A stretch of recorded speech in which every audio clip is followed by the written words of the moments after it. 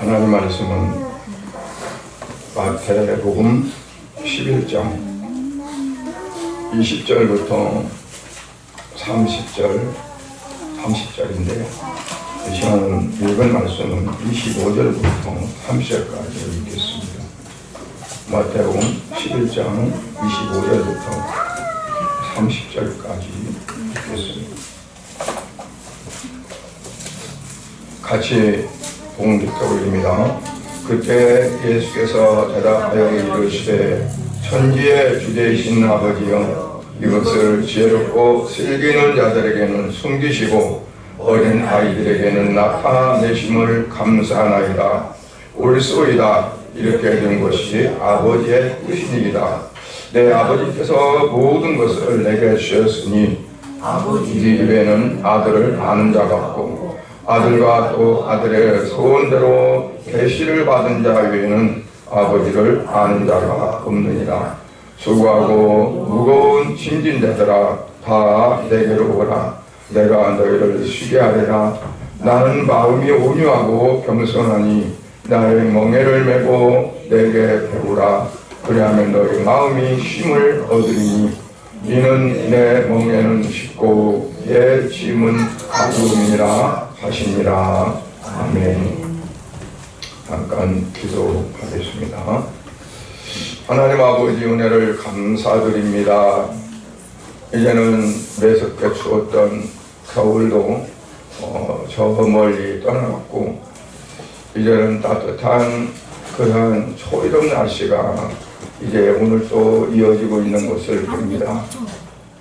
계절이 바뀌고 또 기온차가 달라지고 우리의 모든 환경은 달라지지만 참으로 주인공인 이 땅의 주인공인 우리 인생들이 얼마나 참으로 시간의 흐름을 따라 달라지고 변화되고 바꿔지는지, 몇 년이 가도 땅에 묻었다 캐내온 것처럼 그 자리에 있고 도로 있다면 무슨 하나님 앞에 유익이 되겠습니까?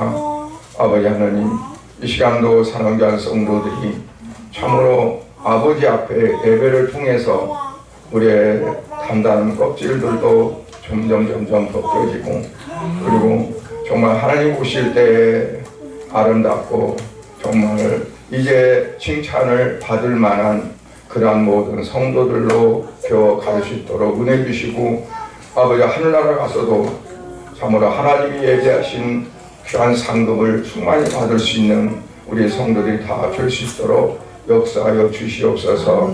오늘 예배가 참으로 하나님이 받으시고 또 하나님 앞에 드려지는 신령과 진정한 예배가 되어지도록 은혜를 내려주시옵소서. 예배에 참여하지 못하는 성도들 어느 곳에 있든지 주님 그곳에도 함께해 주시옵시고, 아버지 하나님 예배를 통해서 아버지 주님 이제 시간과 공간을 초월하시는 주님께서 함께 역사하시사 아버지 앞에 옮긴 영광이 되어지는 귀한 시간 되어지도록 은혜를 내려주시옵소서. 예수 그리스도의 이름으로 기도드리옵나이다. 아멘.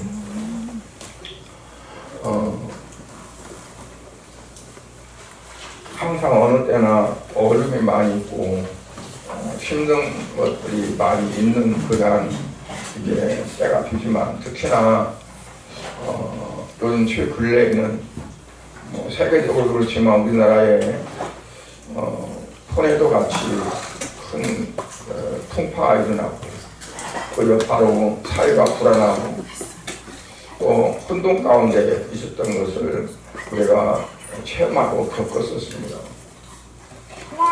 아직도 안정이 되지 못해서 이제 6월 달에 그 대통령을 새로 뽑는 대선이 이제 예비되어 있고, 이 나라 지도자가 세워져서 안정된 그러한 것들을 잡으려면 아직도 참 많은 그런 시간들이 필요하다는 것을 봅니다.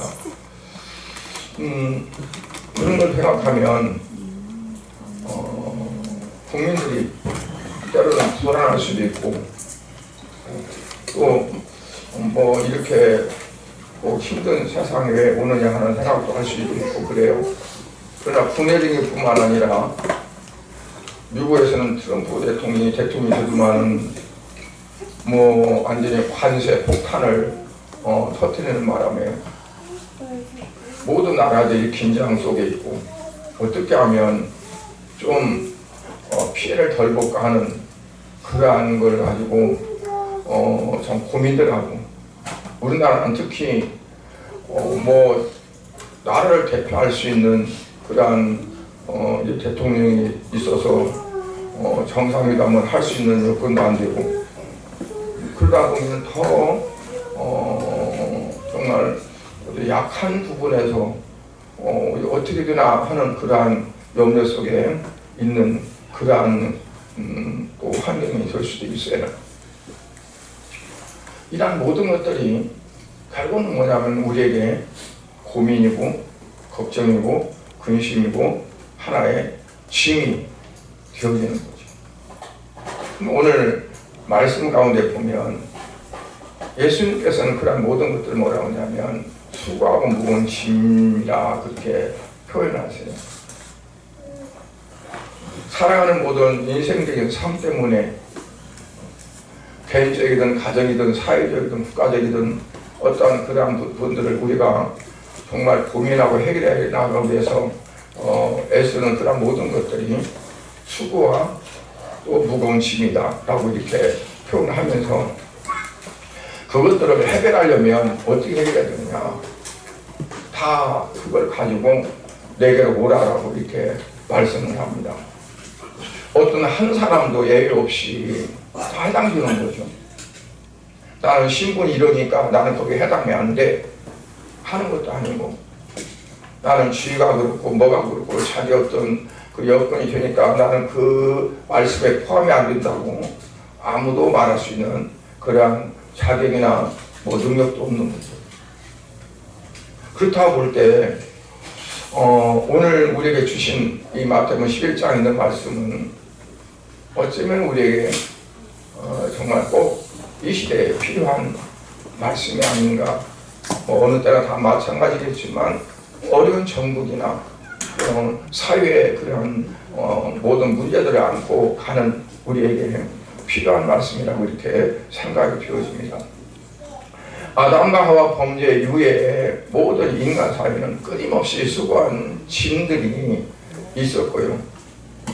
그러한 것들이 우리를 짓누르고 있고, 그래서 우리가 원하든 원하지 않든 그 짐을 지고 방황하기도 하고 괴로워하기도 하고 고통 가운데 있기도 합니다. 그래서 찬송가 112장에 보면 3절에 이제 1절은 금하고 하는 밤중에 그러는데 3절에 보면 이 괴로움 많은 세상에 짐지고 가는 자 험산줄령 넘느라 온몸이 고난아, 이 죄악 세상 살 동안 새 소망 가지고 저 천사 기쁜 찬송을 들으며 쉬어라. 그러니까 험산줄령을 넘느라 온몸이 피곤하고 곤비하지만 이 죄악 세상 살 동안 뭘 가지고 새 소망을 가지고 천사 기쁜 찬송을 들으면서 쉬어라. 그 찬송은 목동들이 이제 양을 치고 있을 때 예수님이 땅에 오시는 날을 천사들이 찬양한 그 찬양에 보면 이 땅에서는 기뻐하심을 입은 하나님이 기뻐하시는 자들 중에 평화로다. 하나님이 기뻐하시는 자, 또는 개혁성경에 보면 하나님의 기뻐하심을 입은 자, 그들에게 평화가 있고 이 세상의 모든 수고와 괴로움과 무거운 짐들이 내려놔지고 그들에게 진정 평강이 있다 라고 이렇게 찬양을 했는데, 그 찬양이 오늘 우리들에게 적용이 되어지고 또 그러한 부분들이 지어지려면 어떻게 해주느냐 하는 거죠. 그래서 오늘 어떻게 우리를 쉬게 하시는지, 우리에게 어떤 쉼을 주시는지 하는 것을 살펴보기를 원합니다. 첫 번째는 우리가 그와 같은 쉼을 얻기 위해서는 먼저 주께로 나와야 한다.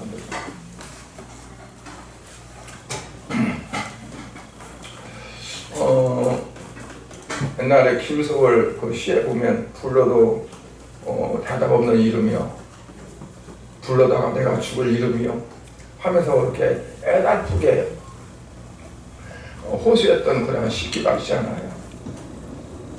예, 초운이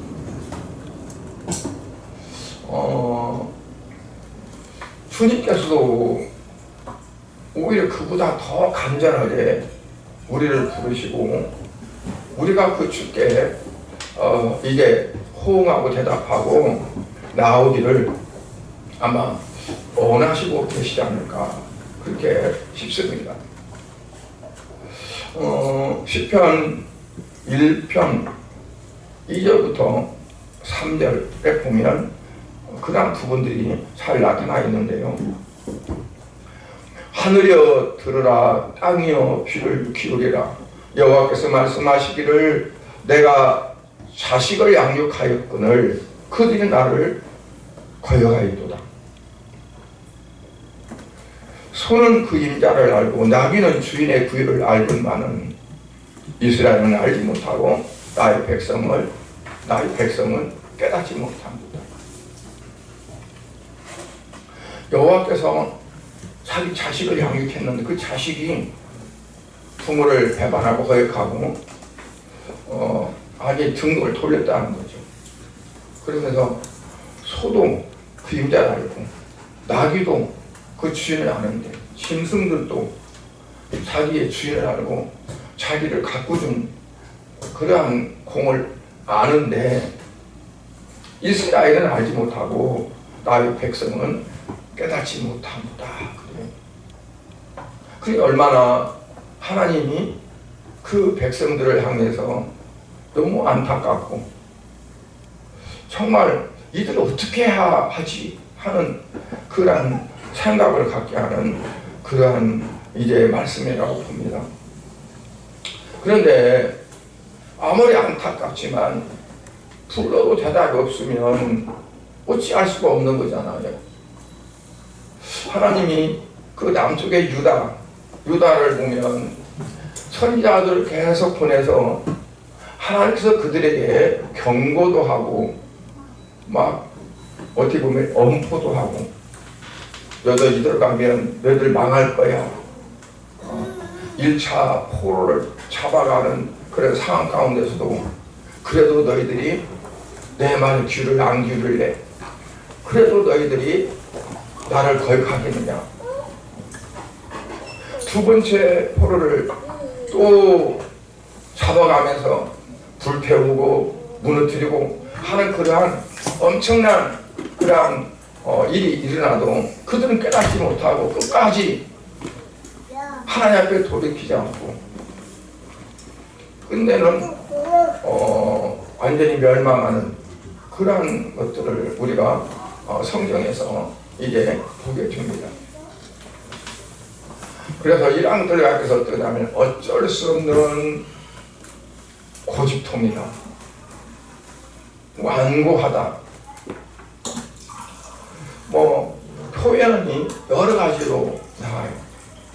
완악하고 완고하고 고집불통이고. 오늘 말씀 20절 24절 보면 이제 주님이 이렇게 안타까워하는 거죠.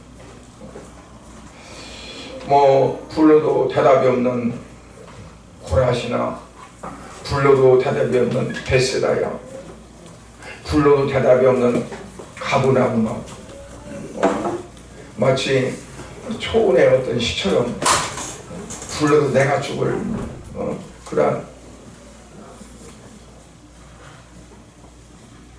그러면서 그들에게 경고하는 말씀이 네가 하늘에까지 높아지겠느냐? 음부에까지 낮아지리라. 너가 심판날에 소돔 땅이 너보다 견디기 쉬우리라. 그런데 그런 말씀을 아무리 해도 안 들리는 거예요. 남의 얘기, 먼 옛날 얘기고 자기에게는 그게 해당되지 않는다고 고개를 설레설레 내두르는 거죠. 그런가 하면 누가복음 5장에 가면은 베드로라고 하는 사람이 갈릴리 어부입니다. 어려서부터 그곳에서 고기를 잡던 사람이죠. 원래는 시몬이라고 이름을 했어요. 그날 또 밤새리 그물을 던지고 고기를 잡으려고 하는데 고기가 한 마리도 걸리질 않았어요. 기적 중에 기적이죠. 뭐 시험 가서 빵집 만드는 것도 어렵다는데 그물을 던졌는데 고기 한 마리도 밤새고 하나도 안 잡혔다는 것은 그건 기적이거든요. 그 말은 그리고 있을 수 없는 얘기다는 거예요. 그들이 얼마나 고개를 갸웃거리고 이상하다 그랬을까요? 야, 이상하다. 아니 여기다 그물을 던져도 고기가 한 마리 안 나오고 저기다 던져도 안 나오고 옛날에는 그런 일이 없었는데 지난날 어저께까지만 해도 그런 일이 없었는데 왜 이게 이럴까? 어쨌든 아침까지도 고기가 한 마리도 못 잡았어요. 얼마나 허탈해요. 그래서 이제는 가자. 그리고 뭐 이제는 고기 잡기는 틀렸다. 지금 이 시간에 아무리 그물 던져봤자 고기가 잡힐 시간도 아니고 집에 가자. 그리고 그물을 싣고 있는데 갑자기 많은 무리들이 그 해변가로 옵니다. 그동안 어떤 말속에 생긴 그분이 배 좀 빌려달라고 그랬더니 배가 뭐 고기 한 마리도 없으니까 빈 배잖아요. 배를 타더니 해변가에 있는 많은 사람들을 향해서 뭐라고 이렇게 말을 하는 거예요. 한참 동안 뭐 연설을 했는데 베드로라고 할 때는 그러겠죠. 그러고 나서 이분이 베드로들로 얘기하는 거예요. 저 깊은 데 가서 그물을 내리면 고기를 많이 잡을 거라고. 그런데 처음에는 이 베드로가 고개를 갸우뚱했는데 무슨 생각인지 전혀 반대하지 않고 그냥 그 배를 저어서 진짜 깊은 데로 간 거죠. 그물을 던졌어요. 이상하게 밤새껏 여기 가서 그물 던지고 저기도 그물 던지고 그랬는데 고기가 얼마나 가득 채웠는지 이 고기를 그냥 자기 배로 끌어올리면 이 배가 가라앉게 생겼다는 그 어떠한 생각 속에 다른 배를 부릅니다. 같이 고기를 나눠 실자고. 같이 나눠 실었는데 두 배에 고기가 가득했다 그랬어요. 근데 그거를 봤던 베드로가 어떠냐면 그냥 예수님 앞에 무릎을 꿇고 엎드려서 주여 나를 떠나소서 나는 죄인입니다. 고백하는 거예요. 나를 떠나소서 나는 죄인입니다. 그 마음속에는 뭐가 있었을까요? 이분은 그냥 사람이 아니야. 세상 이럴 수가 어디가 있어. 그 앞에 기가 완전히 질려서 자기도 모르게 푹 주저앉아가지고 그냥 부들부들 떨면서 나를 떠나서서 하는 거예요. 예수님께서 벳세다를 향해서 고라시를 향해서 가버나움을 향해서 내가 너희들이 행했던 것을 조금이라도 저 두로와 시돈에 가서 행했다면 그들이 진작에 죄 때문에 앉아서 회개하고 그랬을 것이다. 요나서에 보면 니느웨 성 사람들이 그들이 아수리의 수도이기 때문에 이스라엘을 침략하려고 얼마나 애를 썼고 그들을 와서 쳐부수고 그랬어요. 철저히 원수 같은 그 나라에 요나 들어가서 복음을 전하라는 거예요. 40일이면 망한다고. 이 요나는 너무나 싫었어요. 아니 쟤들이 망하면 정말 말 너무 좋지. 왜 망하지 말라고 가서 그 말을 전해야 할까? 나 못 가. 그래서 다른 곳에 가려고 다시스로 가려고 배를 탔는데 하나님은 풍랑을 통해서 어쩔 수 없이 바다에 던져졌고 그 고기가 하필이면 왜 많고 많은 곳에 니네에 가서 토해내냐고. 어쩔 수 없이 니네에 가서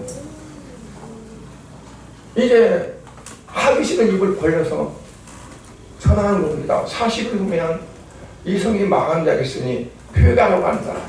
속으로는 회개하지 마. 망해야 돼. 사흘길인데 대충 가다 보니까 하루길에 다 끝내버렸어요.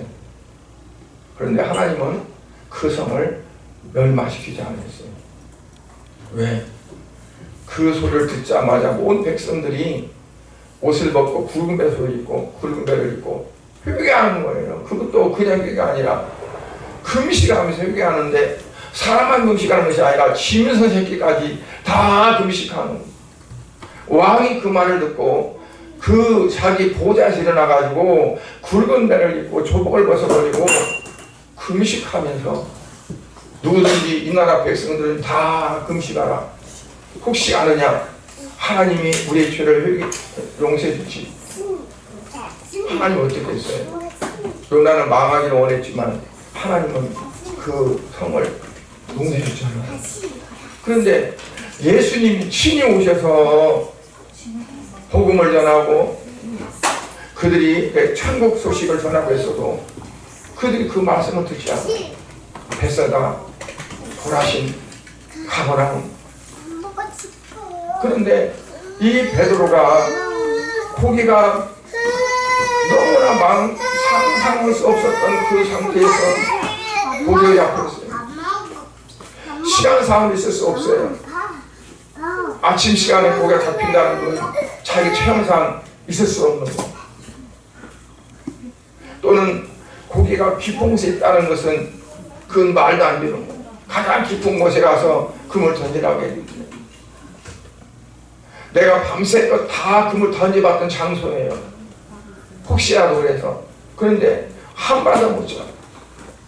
나는 뼈가 이 갈릴리 바다에서 내가 굵어졌어요. 평생 없구나. 이분은 내가 볼 때 고기 한 번도 잡아보지 못한 사람 같아. 그런데 그 말에 순종하고 복종하고 가서 금을 내린다는 것이 일반적인 상식으로는 있을 수 없는 거예요. 그런데 그게 적중했다는 거예요.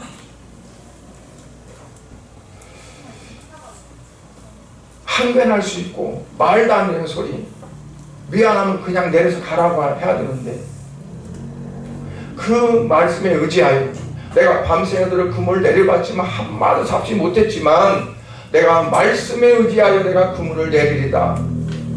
이 말씀에 의지한다는 자체가 그냥 어떻게 보면 쉬울 것 같지만 쉽지 않습니다. 왜냐하면 내 생각이 있으니까, 내 경험이 있으니까. 우리는 못 봐도 자기 생각을 줍니다. 여러분, 프랑스의 근대 학자 중에 파스칼이라는 사람이 있잖아요. 유명한 말이 뭐죠? 인간은 무슨 갈대다? 생각하는 갈대다. 그는 5가지 학자더라고요. 그는 먼저 수학에 능한 수학자였습니다. 수학에 능하다 보니까 물리학에 능해서 물리학자. 그는 또 철학자입니다. 심리학자입니다. 그리고 신학자입니다. 그래서 그들은 신학자이기 때문에 믿음에 대해서 정의를 했어요. 믿음이란 뭐냐? 자기의 이상과 자기의 생각, 그 모든 것들을 십자가에 못 박는 것이 바로 믿음이다. 우리가 하나님 말씀을 이룬다 할지라도 내가 생각 있고 내 어떤 이상이 있고 내 방법이 있고 그래서 그것에 맡기지 못해. 하나님 내가 다 해봤는데 그건 안 되잖아요. 자기 방법 때문에 그걸 못해. 그러니까 파스칼이 말한 대로 믿음이란 뭐냐, 내 이상 내 생각을 그냥 십자가에 못 박는 거다. 갈라디아서에서 사도 바울은 내 육체의 정과 욕심을 다 십자가에 못 박았다고 그랬어요. 그 말은 뭐냐면 나는 내가 내세울 것은 아무것도 없다. 주님 앞에서는 다 쓸모없는 거다.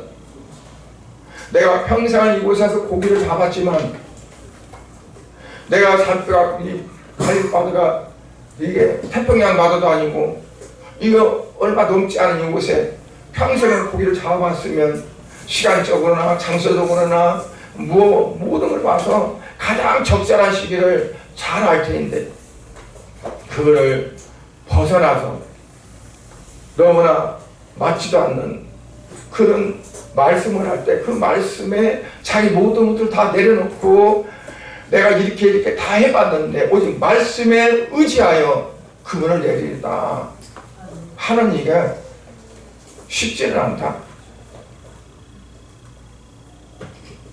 그때 나를 떠나서서 하고 베드로가 말씀 예수님 뭐라고 말씀했어요? 무서워하지 마라. 이제 후로는 네가 사람을 취하리라. 누가복음에서만 사람을 취하리라 그랬어요. 마가복음이나 마태복음에서는 네가 사람을 낚는 어부가 되게 하리라 그랬어요. 그런데 이곳에서는 뭐라고 말씀하냐면 너가 사람을 취하리라.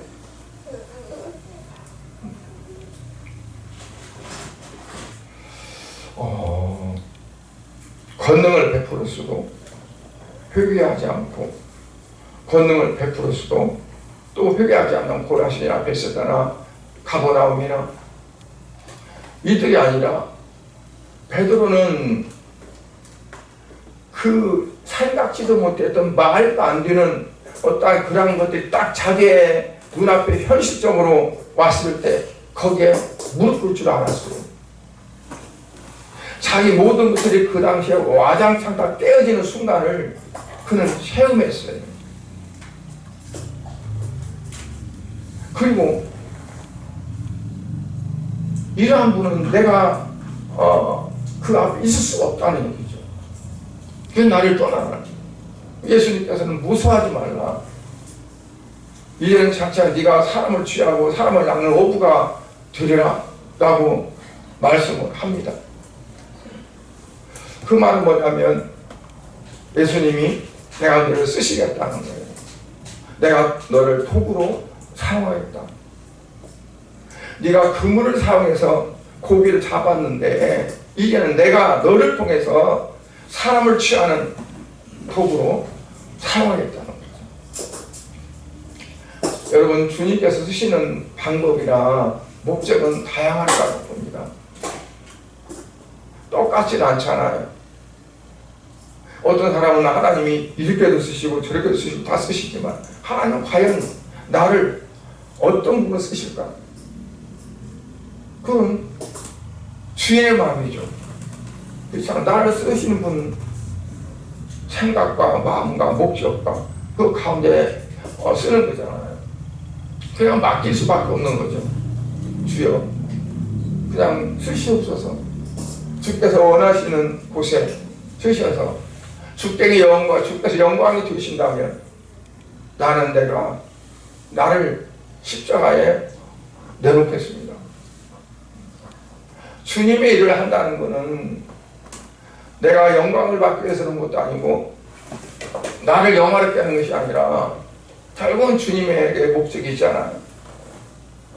어떻게 보면 사도 바울 같은 경우에 아마 로마 시민권을 가지고 그 아주 의젓하게 그 당시에 최고의 권력했던 바리새인들 사내들인 공회 그들의 앞잡에 가지고 혹은 나중에 더욱더 진전해서 그들이 일원이 됐다면 얼마나 권세를 부리고 잘 살았을까요?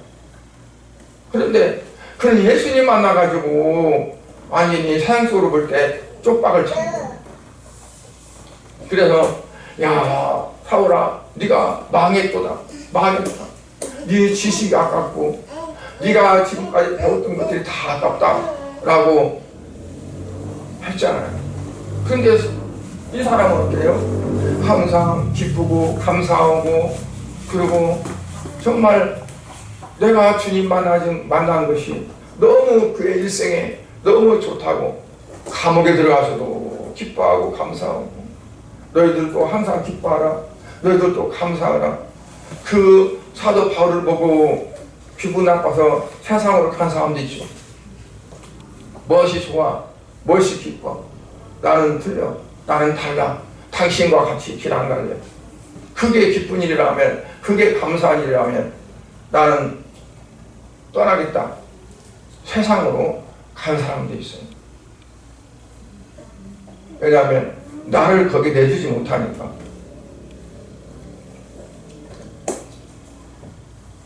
두 번째는 쉼을 얻기 위해서 우리가 배워야 합니다.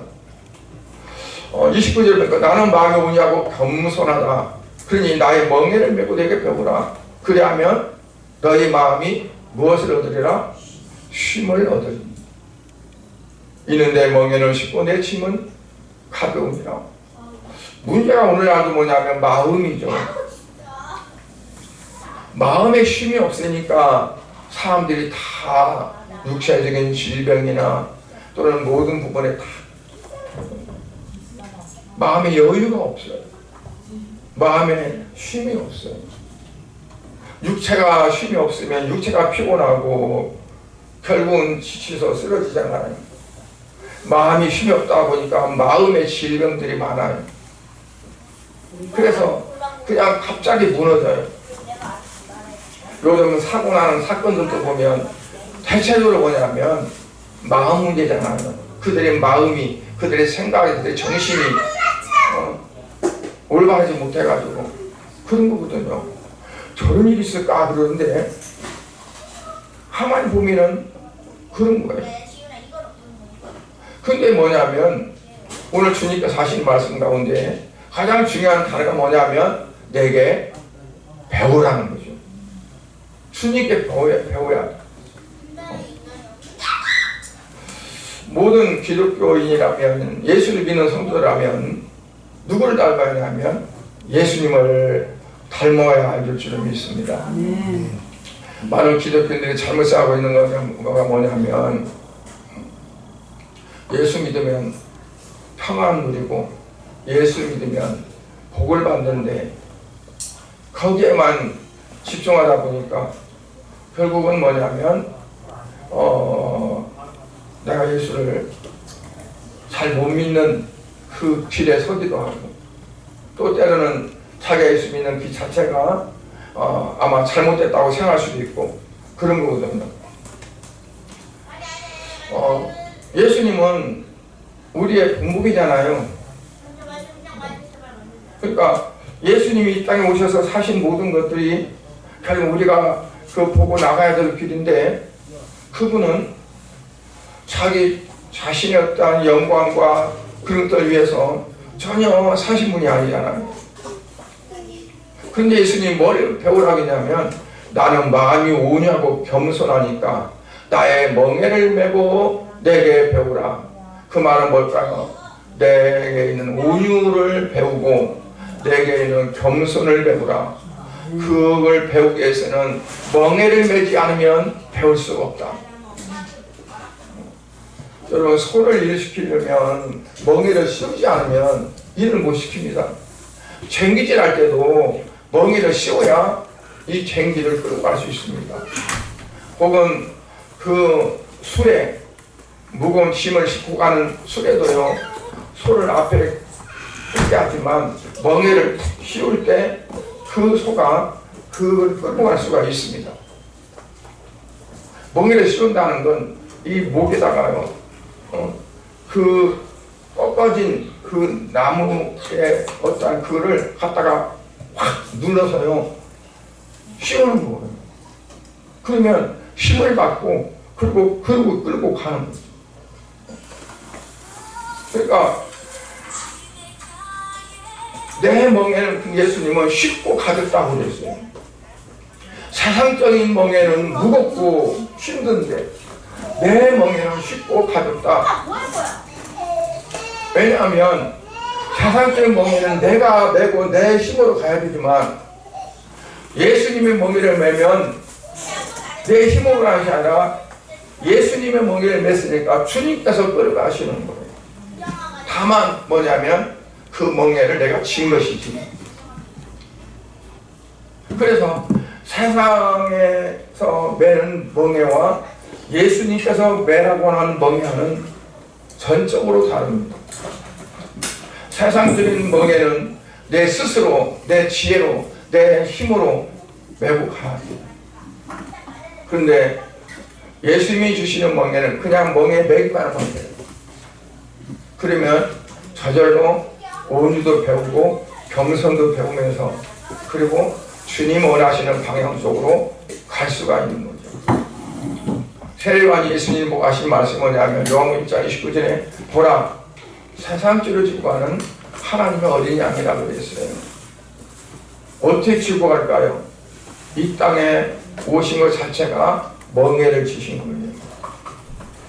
사람의 몸을 입고 오신 것 자체가 예수님이 멍에를 메신 거죠. 그리고 이 모든 세상에 무거운 것들을 우리의 모든 죄들을 다 합쳐놓으니 어떤 사람들은요 계산해 보니까 글쎄 어떻게 사는가 몰라도 계산해 보니까 뭐 몇 킬로가 된다고 하더라. 그건 추상적인 건데 이거를 사람들이 다 자기의 죄짐 때문에 가다가 쓰러지고 넘어지고 하는데 그 모든 것들을 다 예수님께서 몽땅 짊어지셨어요. 근데 그 짐을 메고 마치 십자가로 골고다 언덕을 갈 때 십자가를 메고 가다가 넘어지고 뭐 누가 말하나 7번 넘어졌다고 하는데 한 80km 가는 그 십자가를 지고 우리의 모든 죄를 다 짊어졌다면 그 무게가 얼마나 엄청나.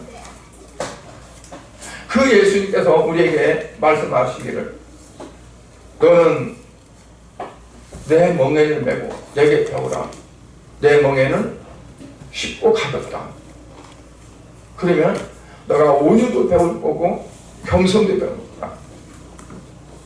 온유란 말은 사람들이 여러 가지 말로 표현합니다. 그런데 그 온유는 정말 자기 방법대로 다 해보다가 안 되니까 포기하는 거, 그리고 완전히 양순해진 거, 야생마를 훈련시켜서 완전히 퉁 꺾여가지고 이제는 주인이 지 등에 타도 그냥 타는가 보다. 갔다가 끌으면 그냥 가는 대로 가고 그렇게 되어지는 그 자체가 온유라고. 주님의 멍에를 메면 주님이 가자는 대로 주님이 시키는 대로 그냥 예하고 갈 수 있는. 그래서 우리에게 주어지는 환경이 어떻게 보면 세상에서 우리를 다뤄가시는 멍에도 될 수가 있습니다.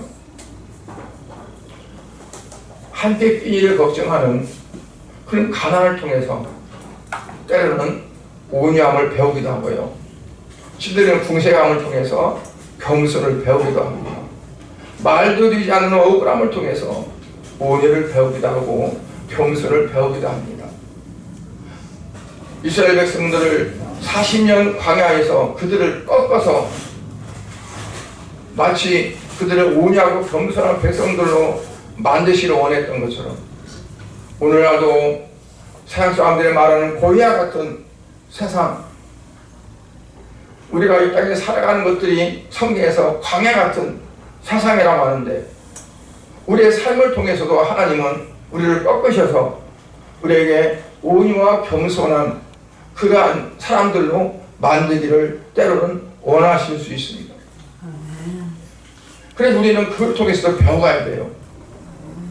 왜 이런 고난이 왔나? 왜 이렇게 환난이 왔나? 왜 이렇게 어렵나? 왜 현재의 어떤 상황들이 국가의 모든 것들이 세계 어떤 것들이 이렇게 혼란스러운가? 기도하고 하나님 뜻을 묻고 그 상황이 왜 그런가를 알아야 된다고 봐요. 그게 배워가는 거예요.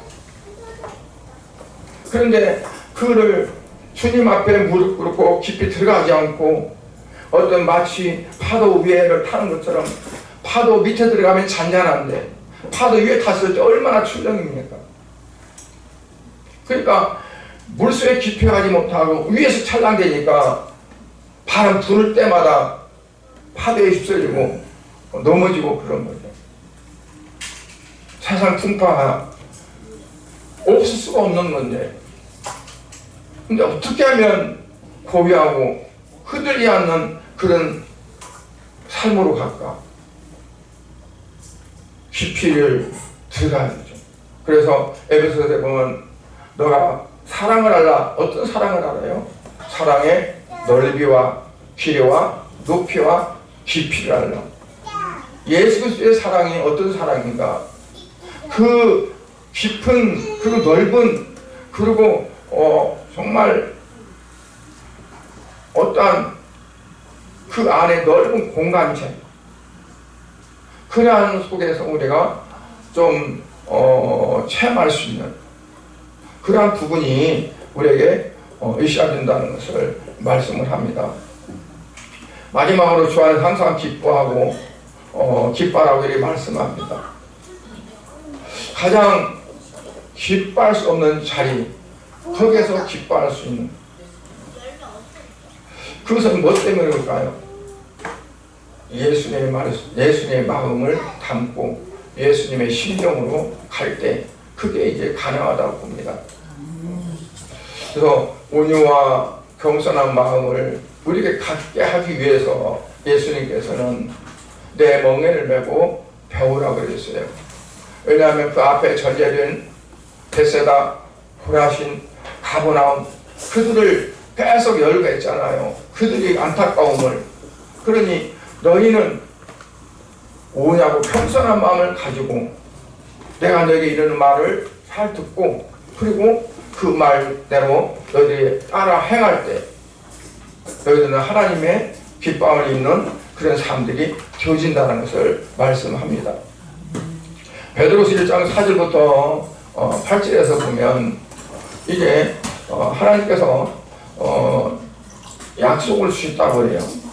그 보배 높고 지극히 큰 약속을 우리에게 주사, 이 약속으로 말미암아 너희로 정욕을 인하여 세상에 썩을 것을 피하여 신의 성품에 참여한 자가 되게 하려 하셨으니, 이러므로 너희가 더욱 힘써 너희 믿음의 덕의 지식의 절제의 인내의 경건의 형제 우애의 사랑을 공급하라 그랬어요.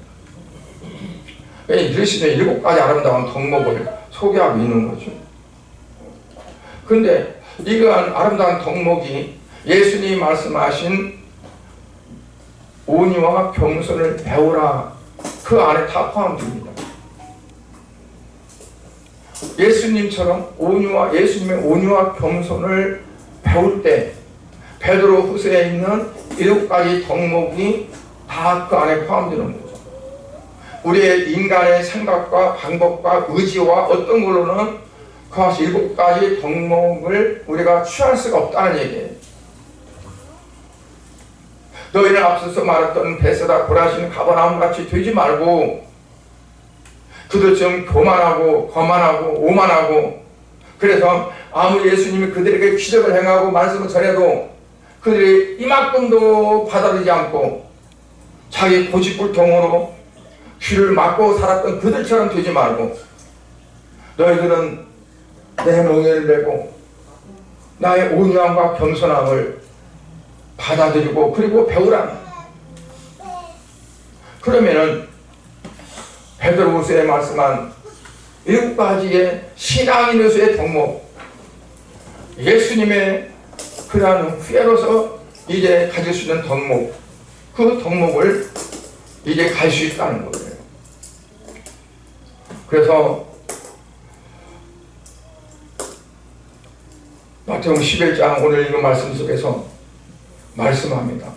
수고하고 무거운 짐진 자들아 다 내게로 오라.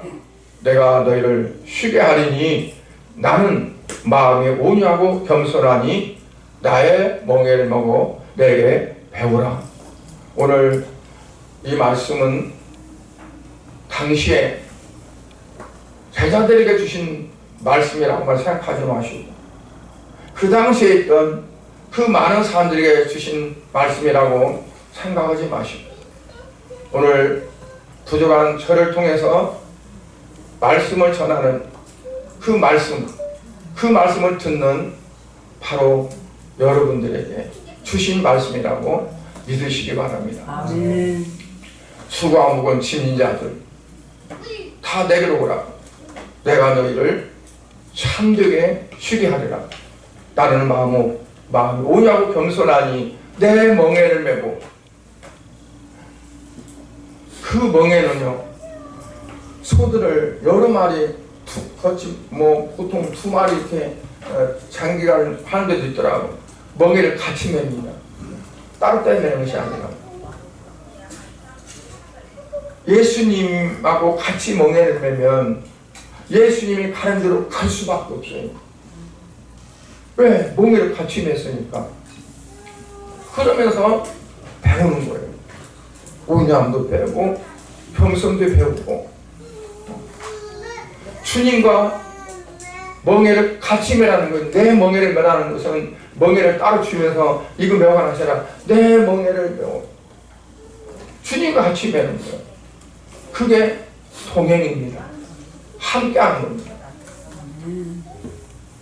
오늘부터 우리가 내가 하는 거 내가 혼자 하는 것이 아니라 주님이 함께 하는구나. 주님이 하시는 건데 내가 거기에 같이 매고 있구나. 힘들면 주님 나 힘들어 하고 그 주님께 같이 말씀 드리면서 이 일을 행하는, 그래서 온유하고 진짜 겸손한 그 삶이 되어져서 베드로서에서 말씀하시는 7가지 덕목, 그 덕목이 저와 여러분에게 있어지기를 그리스도 예수 이름으로 축복합니다. 아멘. 기도하겠습니다. 하나님 아버지, 주님의 은혜와 사랑을 감사를 드립니다. 오늘 예수님께서는 제자들을 향해서 베세다, 고라신, 가버나움 그들에게 행했던 주님의 기적과 역사와 말씀, 이 모든 것들을 그들은 뿌리치고 받아들이지 않았는데 그들이 어쩌면 소돔과 고모라가 멸망하는 것이 받았던 고통들이 오히려 저들이 받는 고통보다는 더 가벼우리라고 말씀했습니다. 그러면서 너희는 내게 와서 온유하고 겸손함을 내 멍에를 메고 배우라고 말씀했습니다. 오늘 우리에게 주시는 말씀인 줄 믿습니다. 오직 주님과 함께 멍에를 메고 주님이 하신 온유함, 겸손 우리가 본받고 그대로 같이 해서 참으로 하나님이 기뻐하시고 주께서 원하시는 아름다운 귀한 삶이 될 수 있도록 축복하여 주시옵소서. 예수 그리스도 이름으로 기도드려옵나이다. 아멘.